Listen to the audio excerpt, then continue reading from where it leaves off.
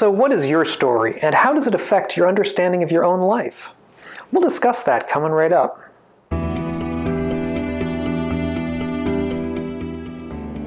So I'm Doug Smith. I'm study director at the Secular Buddhist Association. That's secularbuddhism.org. If you're new to the channel and interested in helping to promote a wiser and a kinder and a less stress-filled world, both for yourself and for everyone else, consider subscribing to the channel. So we know the typical introduction. Once upon a time. Or if you're reading early texts in Pali, the Pali Canon, it'll be, "Thus have I heard." That's the introduction for all of these stories, both when we read texts for young kids and when we read suttas in the canon. Stories are how we structure the world through time. And typically, I would say, within at least our culture, they have a three-part structure. You begin with ignorance, perhaps with a certain kind of naive ignorance, maybe happy ignorance. That's the first part. The second part of that structure, you encounter hardship, great hardship, perhaps partly due to your own ignorance. And then the third part of the structure is you overcome that and reach a higher plateau, perhaps happiness, or in the common phrase, you live happily ever after. Now, of course, I'm making YouTube videos, and so I'm interested a little bit in filmmaking, and Casey Neistat is one of the great examples of a filmmaker who works on YouTube. He had a very interesting thing to say about storytelling in the context of filmmaking in particular. But I think the conclusions he takes are conclusions that we can all put in our own lives in a certain way. Story. Story is all that matters. Story is golden. Story sits at the top of that gigantic pyramid that is filmmaking. Let me do another diagram.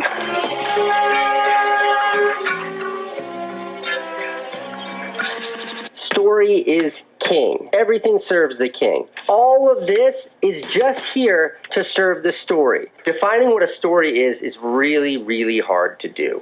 Not sure there's actually like a generic formula to telling stories. You have to find something that an audience is interested in and then share it with them in a way that they're also interested in. So Casey says that story is all that matters. And in a certain way, in the way we structure our lives, moment by moment, in the way that we understand our lives when we look back and when we look ahead, which is oftentimes where we spend a lot of our time, that comes up from the way we structure these stories. So the Buddha's story was very much in that same three-part mold that I discussed earlier. Indeed, I'd say it's even a paradigmatic example of that three-part structure. He grew up in ignorance, in happy ignorance, surrounded by pleasures and so on, but later became disillusioned with it in the second part of that story. He became disillusioned with that, traditionally because he went out and took visits into the world around and saw a dead person and an ill person and so on. That's probably apocryphal, but in any event, he became disillusioned for whatever reason, and he decided to leave. And then during the second part, he persisted in the outside world for years, undertaking various hard austerities. He came to the end of his rope. He didn't know whether he was going to be able to succeed at finding what he wanted. And then finally he did. He reached awakening under the Bodhi tree and spent the last 35 years of his life teaching what he had discovered. That is the Buddha's story. My own story: grew up, wanted to be an astronaut, went away to school, went away to college, went away to grad school, realizing that being an astronaut is really not a very likely kind of future for me. And then working on my own, realizing that the work I was doing was not particularly rewarding for me personally, returning to early Buddhism, trying to make peace with some of its more speculative aspects, coming into the secular Buddhist fold. This is kind of my own story. And I'd be interested in your stories, which you can put down below, because we all have our own way of structuring our narrative, of how our story came to be and where we are on our own personal path. Now, within the West, and in particular within the United States, I think America, the media tends to glorify those few people who have, quote-unquote, made it. That is to say, have come to that third stage on that three-part story, who've had great success in whatever it happens to be, in money, in power, in business, in artistic success. But I think we know, or at least we should come to be aware, that these kinds of stories are, in a very deep way, forms of delusion. The first reason that they're forms of delusion, these kinds of stories, is that not everybody can be king. as it were. Everyone may want to be CEO of the company, but a huge and powerful company can only have one CEO, and in order to have that kind of power and influence, it'll have to have hundreds or thousands or tens of thousands of employees, not all of whom can be the head of the company. Casey Neistat does love to express the fact that he doesn't believe he's ever made it, that he's always striving for more and greater things. But nevertheless, he's clearly reached great success in being a filmmaker. Nevertheless, it's clear that not everyone can be a great filmmaker, no matter how talented they are, no matter how hard they work.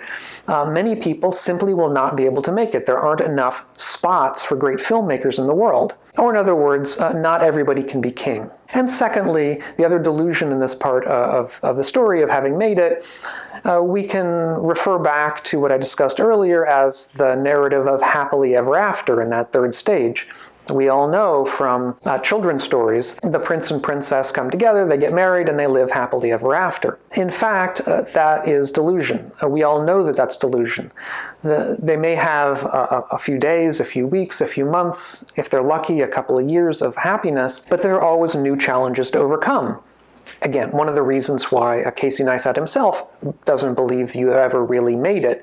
You never really reach that stage of living happily ever after. So that when the media tends to focus on those who've quote-unquote made it, implying thereby that these people are happy and happier and will always be happy. In fact, many of the most successful people in the world are extremely unhappy because oftentimes they've had to sacrifice an enormous amount to get the kind of success that they crave so much. And we can blame the media for these kinds of delusional stories, but I think that would be unfair to the media. The reason the media tends to focus on these stories is because we, as the public, long to hear them.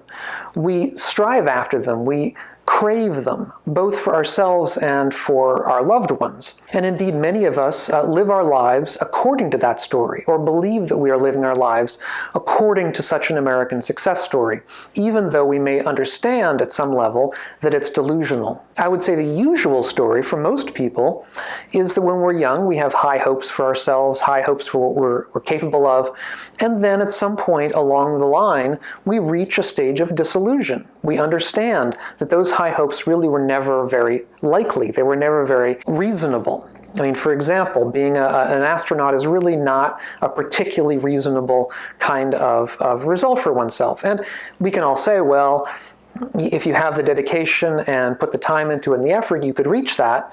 But on the other hand, there only are ever a handful of astronauts in the world. There are only a handful of people who play pro sports.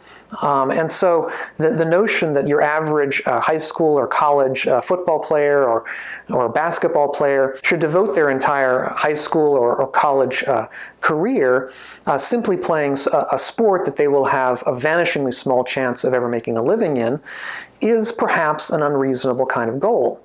And so once we reach that stage of disillusion, then we have to, as it were, pick up the pieces and make a life out of what we have remaining. And some, of course, may fall into a kind of bitterness. But I think it's more skillful and more healthy to take that as wisdom, to understand that these stories are delusional in their base to begin with, and that we were caught by a delusion that everyone's caught by, that it's a human delusion. So the third act never comes. This notion of living happily ever after never really comes. And in Casey Neistat's phrase, you never really make it, which I discussed in an earlier video. And this may lead some to feel that striving simply has to be constant throughout your life. That since that third act never really comes, you have to be always in the second act. You have to be always trying to push through the hardships because your life is only made through pushing and striving through the hardships. And that kind of life is indeed perhaps arguably pleasant for some people. Some people really are workaholics. They love working. They find personal fulfillment in working. Perhaps they identify with themselves as workers of a particular kind. Maybe they identify with themselves as artists, as filmmakers.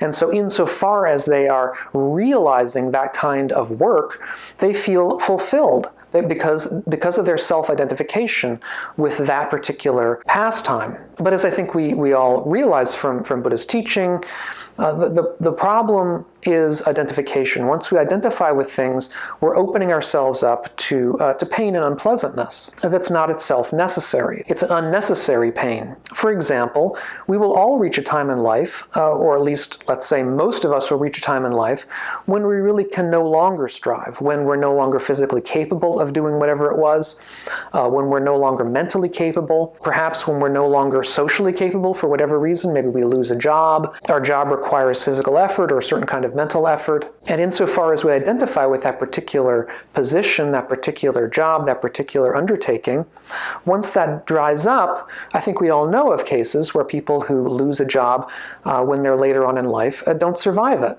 In a couple of famous texts, the Mahadukkha Kanda and Chula Dukkha Kanda suttas, the Buddha discusses this. These are suttas talking about the mass of suffering or the mass of unsatisfactoriness in life and asking where that's coming from. His basic answer is that this unsatisfactoriness stems from our striving for sense pleasures. His basic answer is that striving for sense pleasures causes us pain and strife, and again, the sense of things not being exactly right. And here we should understand sense pleasures in a very, very broad sense. We don't just mean that you're striving for a pretty house or a pretty spouse or a nice car.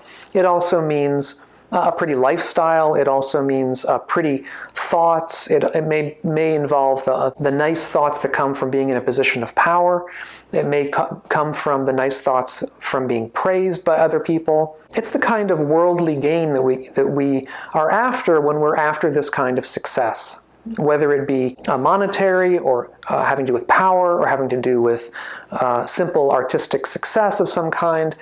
This kind of striving is understandable in terms of sense pleasures. We're looking for a certain kind of mental and physical pleasure. And the Buddha says we undergo a lot of pain in order to get there. First of all, there's the pain of actually doing the job, which, as he explains, of course, back in 5th century BC India, can involve being out at all times, during all kinds of weather, having to do backbreaking work during snow and during rain and in the mud and so on, which we can understand of that day. But even if our lives are not quite so hard now as they were then, still, it can cause us to lose family time. It can cause us to lose time of things that we would really enjoy, simply to get to a place of, let's say, wealth and power.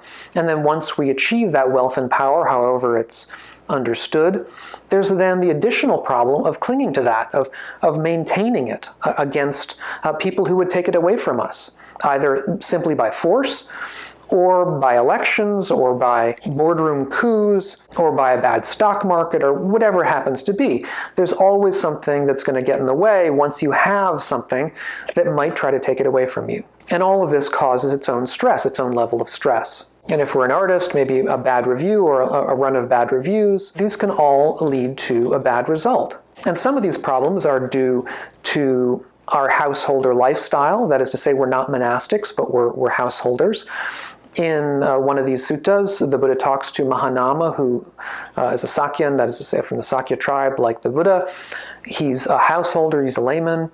And the Buddha does say that part of the issue with the arising of this kind of dukkha, of unsatisfactoriness, comes from his having a householder lifestyle, having to maintain a family, having to maintain a house, having to maintain a certain standard of living, which he wouldn't have if he were a monastic with only his robe and bowl. So put in other words, it's our seeing this story as playing out in our own lives, as seeing ourselves in a part of that story that may lead us towards a striving, that may lead us towards pain and a sense of unsatisfactoriness, because we see this story playing out. Now, to be fair, and actually in an interesting sense, there's also a Buddhist narrative, a very clear Buddhist narrative. Within the canon, the Buddha has many narratives for the path. Probably the most famous in the early texts is the gradual path. But, I mean, it starts with being in a normal lifestyle, not knowing anything about the Dharma, not knowing anything about the Buddha, then hearing the Buddha or hearing about it, and then undertaking the path in some respect. the hardships of the path, and then eventually to awakening. Again, it's a three-part kind of path where we can understand awakening as the beginning of the final part. In this understanding of the Buddhist path, once that awakening occurs, it is, in a sense, happily ever after, because in the Buddha's terms, unsatisfactoriness has been overcome, never to recur. And so you are in a position of being happy in that sense. And in the early texts, this seems to have happened a lot. The Buddha was said to have awakened hundreds of monks at a time in some of the texts. I think we have to wonder to what extent that is hyperbole, to what extent this is really true, to what extent it was possible to become awakened or is possible to become awakened, or to the extent that it is, how easy that is. Is it the sort of thing that a householder can attain to? Is it the sort of thing that one can attain to in anything like a normal life? Or, if it's possible at all, is this the sort of thing that really requires a kind of 24/7 dedication off in a forest somewhere? So these are all questions I think we have to approach and live with. But I think the upshot here is to be careful of easy narratives. It may be that, as Casey Neistat says, story is everything. We approach the whole world in terms of story. We learn about the world in terms of story. But if, insofar as that's the case, we have to understand that we are, to an extent, learning about the world in a way that is delusionary, and we have to be careful. So I'd be interested to hear what you see as your own narrative, and how your narrative may or may not interweave with the narrative that we find in Buddhism. Do you see awakening as a possible end of that narrative, or beginning of a third act? Or do you see the path as one that simply is sort of a gradual path on an upward direction, but that may not have a termination? Or whatever, however you see it, I'd be interested to hear, and I expect everyone would be as well, everyone else would be. So put any of your comments and questions down below. And really thank you so much for your past questions and comments. I always love to read them, and I'm sure everyone else loves to read them as well. So thanks a lot, and we'll catch you on the next video. Bye-bye.